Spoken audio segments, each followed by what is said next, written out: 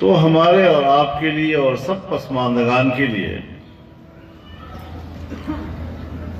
ایک امانت چھوڑ جاتے ہیں. وہ اپنا کام، اپنی ذمہ داری، اپنا فریضہ پورا کر دیتے ہیں اور پھر زندہ لوگوں کے حوالے کر دیتے ہیں.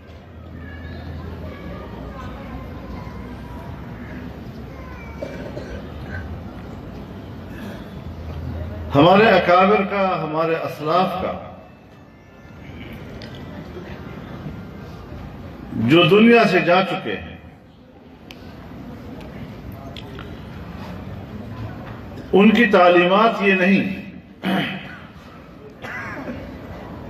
کہ ان کے جانے کے بعد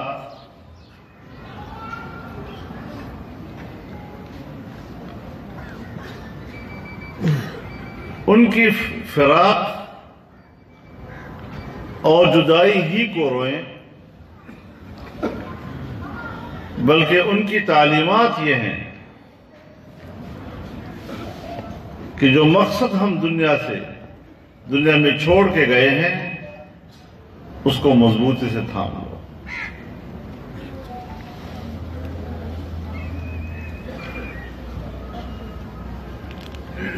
غزوہ احد میں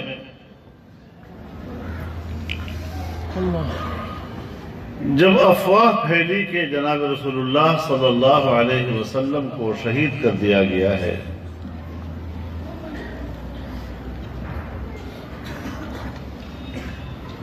چند لمحے کی بات تھی لیکن صحابہ کرام پہ کیا گزری.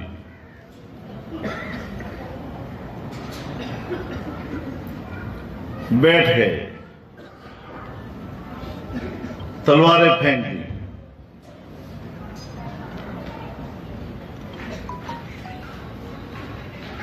اس کیفیت کو سامنے رکھتے ہوئے اللہ رب العزت نے جو امت کو ایک تعلیم سے سرفراز فرمایا،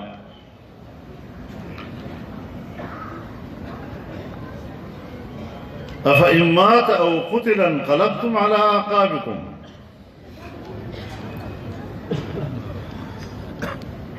اگر رسول اللہ صلی اللہ علیہ وسلم دنیا سے پردہ کر جائیں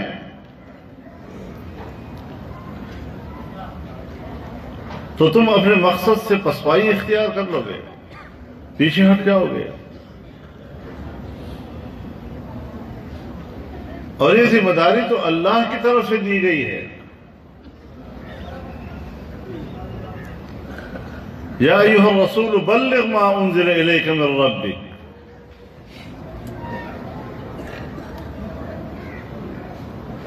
تو جو فرض وہ سر انجام دے رہے تھے میرے دین کو ہر جگہ تک پہنچانے کے لیے،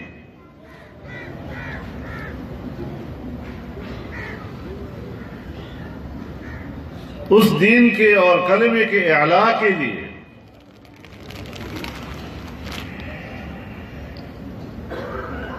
اب تم وہ کام چھوڑ جاؤ گے تو اللہ کو کیا نقصان دے سکتے ہو تم لوگ.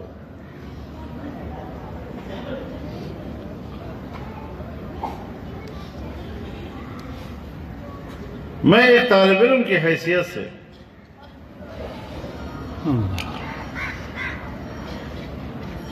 اس سے جو اخذ کر سکا ہوں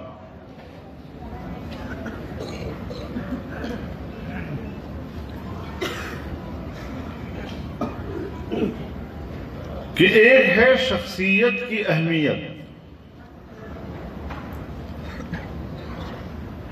اور ایک ہے عقیدے اور دین کی اہمیت.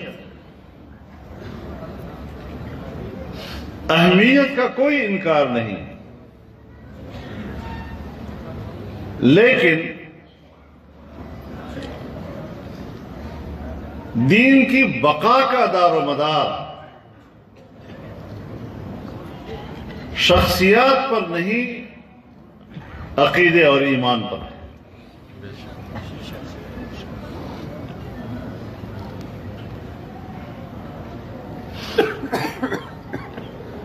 چنانچہ اس موقع پر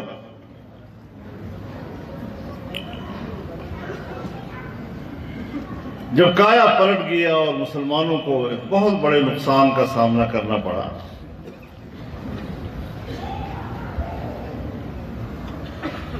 اور مشرکین مکہ سمجھنے لگے کہ ہم نے فتح حاصل کر لی ہے،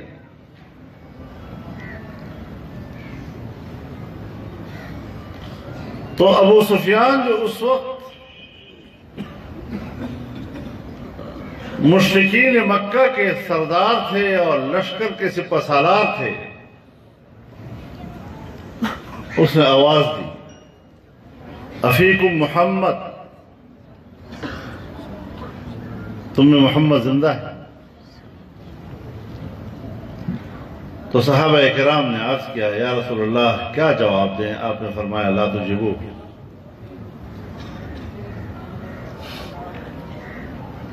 جب جواب نہیں ملا تو اس نے دوسری آواز دی افیکم ابو بکر بن ابی قحافہ، تم میں حضرت ابو بکر زندہ ہیں؟ آپ نے پھر فرمایا لا تجیبو، جواب مت دو۔ پھر اس نے نعرہ لگایا افیکم عمر بن الخطاب،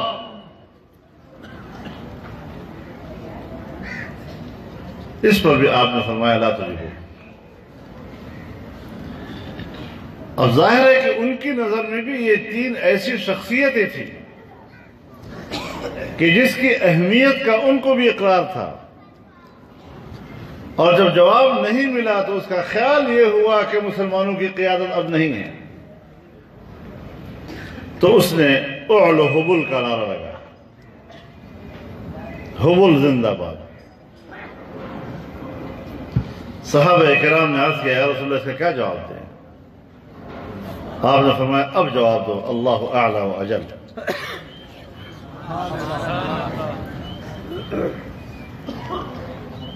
اس نے دوبارہ نعرہ لگایا لنا العزى ولا عزى لكم، آپ نے فرمایا اب جواب دو اللہ مولانا ولا مولا لكم۔ اب پہلی باتوں پر آپ خاموش اور دوسرے پر آپ کہتے ہیں جواب دو، یہ خاموشی ایک تعلیم ہے۔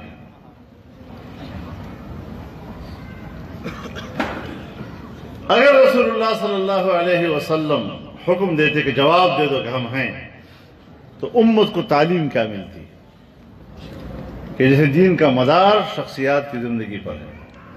سبحان اللہ۔ ہمارے اکابر کی جدوجہد میں، ان کی تعلیمات میں، ان کے نصائح میں ہمیں یہی سبق ملتا ہے کہ یقیناً بڑے بلند لوگ تھے، ہمارے اپنے سلسلے کے، کس کس کا نام لیں گے آپ؟ حضرت قاسم العلوم والخیرات مولانا محمد قاسم نانوتوی، حضرت مولانا رشید احمد گنگوہی، حضرت مولانا امداد اللہ مہاجر مکی رحمہم اللہ، کیا عظیم لوگ تھے، حضرت شیخ الہند مولانا محمود حسن، جتنے ہمارے اکابرین گزرے ہیں، انہوں نے میدان جہاد میں اور تحریکوں میں کتنے عظیم الشان قربانیاں دی ہیں، دنیا ان کو آج بھی یاد کرتی ہے، دنیا آج بھی ان کا احترام کرتی ہے، تاریخ نے ان کو زندہ رکھا ہوا ہے۔ لیکن جب تک ہم ان کے دیے ہوئے تعلیمات کو اور ان کے سلسلے کو عملی جدوجہد کے ذریعے سے آگے نہیں بڑھائیں گے، محض اس کا نام لینے سے کیا فائدہ ہوگا؟ ہم جتنا محنت کریں گے، جتنا کام کریں گے، ان کا ثواب ان کو ملتا جائے گا۔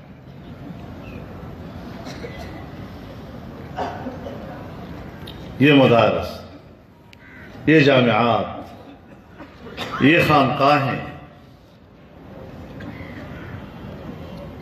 یہ سیاسی عمل، سیاست شرعیہ جس سے آج آپ اور ہم وابستہ ہیں جمعیت علماء کی صورت میں، یہ انہی اکابر نے، انہی کی امانت ہے، انہی کا سلسلہ ہے۔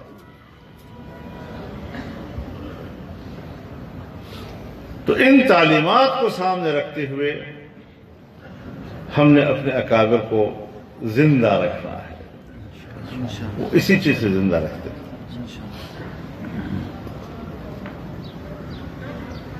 اس مشن کو ہم زندہ رکھیں تو وہ زندہ ہے۔ حضرت مولانا فداء الرحمان صاحب کے ساتھ ساری زندگی ہماری گزری، جتنا میں نے ان کو قرآن کی خدمت کے لیے فکر مند پایا، اب اگر ایک انسان، ایک بندہ اپنے ایک بھائی کی فکر مندی کو سمجھ سکتا ہے تو اس کے اندر کی کیفیات سے اللہ کیسے غافل ہو سکتا ہے؟ اللہ، جہاں جانا، کسی مسجد کی افتتاح کرنا، وہاں ایک مولوی صاحب کو بٹھانا، قرآن پڑھاؤ، اور یہ کون سی سوچ تھی؟ یہ وہی سوچ تھی جو ان کو حضرت شیخ الحدیث حافظ الحدیث حضرت درخواست رحمہ اللہ نے دی تھی۔ ان کو بھی یہی جنون تھی، فلاں جگہ مرکز کھولا، فلاں جگہ مرکز کھولا، وہاں گیا تو مرکز کھولا، وہاں گیا تو مدرسہ بنایا۔ یہ بہت بڑا احساس ہے۔ اور پھر ہمارے اکابر نے ہم جہت کام کیا ہے، ہم جہت کام کیا۔ ان کی زندگی میں جامعیت تھی،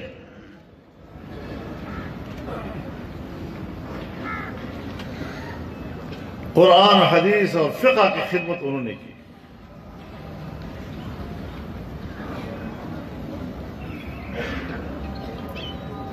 خانقاہوں کو اللہ کے ذکر سے انہوں نے آباد کیا۔ پوری دنیا کے گلی کوچے تک، صحراؤں میں، جنگلوں میں اللہ کا دین اور اس کا پیغام پہنچانے کا کام اللہ نے انہیں اکابرین سے لیا۔ اور برصغیر کی پوری تاریخ میں 100 سال ہو یا 150 سال ہو، اگر فرنگی استبداد کے مقابلے میں جدوجہد آزادی کسی نے لڑی ہے، میرے اکابر کے علاوہ اس میں اور کسی کا نام نہیں ملتا۔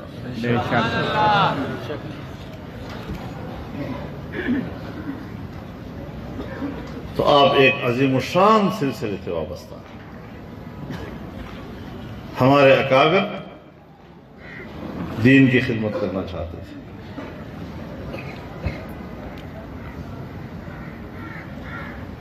دو چیزیں انہوں نے بطور امانت ہمارے حوالے کی۔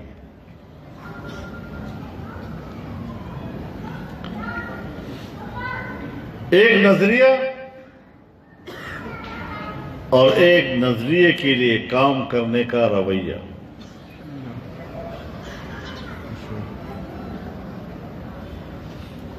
ہمارے حضرات دین کی خدمت، اس کے غلبے اور آزادی و حریت کے لیے فرقہ وارانہ جنگ نہیں لڑتے تھے، فرقہ وارانہ نفرتیں نہیں پیدا کرتے تھے۔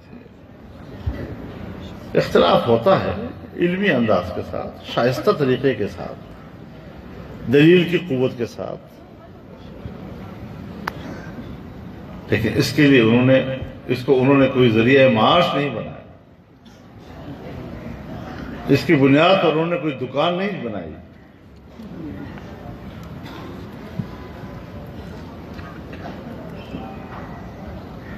جناب رسول اللہ صلی اللہ علیہ وسلم اور صحابہ کرام کی سنت اور طریقوں کو سامنے رکھتے ہوئے انہوں نے اس کام کو منظم کیا، اپنے حالات کے ساتھ اس کو منطبق کیا۔ آج وہی چیز ہمارے امانت ہے، اسی منہج پہ چلتے ہوئے ہم نے آگے بڑھنا ہے۔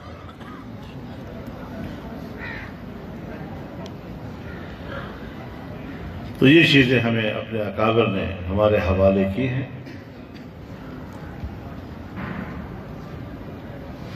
حضرت مولانا فداء الرحمان صاحب رحمہ اللہ آج ہم میں نہیں ہیں، لیکن ان کی یاد زندہ ہے،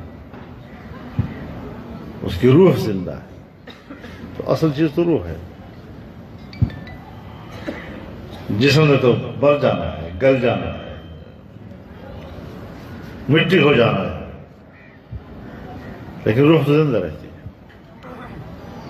पूरी इंसानी तारीख को देखें, जो गुजर चुके हैं उनके नाम भी, उनका किरदार भी आज भी जिंदा है और आज भी इंसानियत के लिए वो रहनुमाई का काम दे रहा है।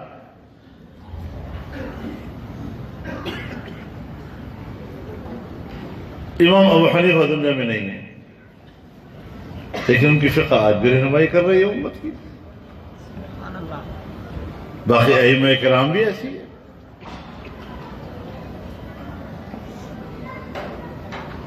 तो जिस्मानी सूरत में तो वो हमारे बीच में नहीं है, लेकिन रूहानी सूरत में हमारे साथ है। और इसी हैसियत में हमने उन अकाबिर को जिंदा रखना है। ये मदरसा अनवारुल कुरान है, जगह जगह पर उन्होंने मराकज़ बनाए हैं। इन सब को अब हमने संभालना है और उनकी खिदमात को हमने जारी व सारी रखना है, अपने अकाबिर के मनहज के मुताबिक जारी रखना है। इंशाअल्लाह वो हम में नहीं भी हैं तो वहाँ भी उनकी रूह को तस्कीन पहुँचेगी। यही चीज़ उनकी रूह की ग़िज़ा बनेगी। अल्लाह ताला उनको जवार रहमत में आला मकाम अता फरमाए, उनके खानवादे को और हम सबको अल्लाह सब्र जमील अता फरमाए। व आखिर दावाना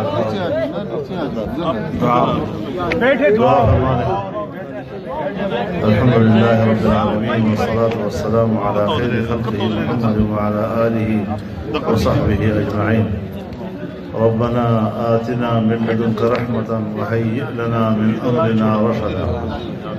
रब्बना हब लना मिन अज़वाजिना व ज़ुर्रिय्यातिना क़ुर्रता अ'युन वज'अलना लिलमुत्तक़ीना इमामा। रब्बना इग़फ़िर लना व लिइख़वानिना الذين सबक़ूना बिल-ईमान ولا تجعل في قلوبنا غلا للذين آمنوا ربنا إنك رؤوف رحيم. ربنا اغفر لنا ذنوبنا وإسرافنا في أمرنا وثبت أقدامنا وانصرنا على القوم الكافرين. رب اغفر وارحم وأنت خير الراحمين. اللہ تعالی حضرت مولانا فداء الرحمان صاحب کو جوار رحمت میں اعلیٰ مقام فرمائے، انوار القرآن کو، مخزن العلوم کو، اور جہاں جہاں ان کے مراکز ہیں اللہ ان کو علم سے، دین سے اور قرآن و حدیث کی خدمت سے مالا مال فرمائے اور ان سلسلوں کو قائم و دائم رکھے اور ان کے اولاد سے اللہ اپنے دین کا کام لے اور اس سلسلے کو اللہ تعالیٰ قائم و دائم رکھے۔ وآخر دعوانا الحمدللہ۔